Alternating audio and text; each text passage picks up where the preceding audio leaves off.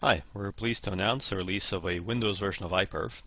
This is based on the IPERF 2.0.5 codebase with Windows features for QoS added and uses a standard GUI interface for configuring the parameters to pass to IPERF, with the interface telling you when a parameter is incorrect for the mode it's in so that you can quickly fix it up.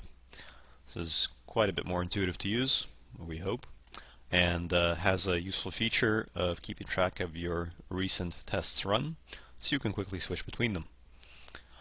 As a demonstration, we've tested this on various versions of Windows from XP and up and 64 and 32-bit, and we're going to run a UDP server with a UDP client just to see how it works. Going to make sure that the parameters are the same on the server and the client, only differing value being the DSCP value for QoS testing. So we're going to start the server and start the client. So as traffic starts to ramp up on the bottom two screens there, at any moment we can just stop the client and get a nice summary printed. If in the event that we start the client and something goes wrong and the machine stops being responsive, we can terminate it immediately.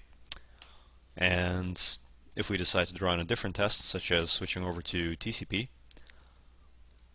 that is quite easy to reconfigure, because since this is a Windows interface we're all familiar with, it is quite intuitive.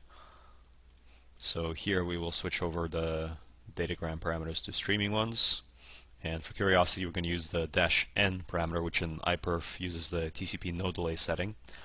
And on the client we're going to try and run more than one thread to really try and saturate the network interface. And once again, we start the server and start the client. And once again we see traffic ramp up quite a bit, and this time it's much higher than before because we're using TCP and testing with multiple threads in the client at once. So that was the Windows version of IPERF. Still based on the same old code base, so underneath it is a well-tested and well-known IPERF 2.05. And if you have any questions, please contact us at iperfwindows.com. Thank you for your time.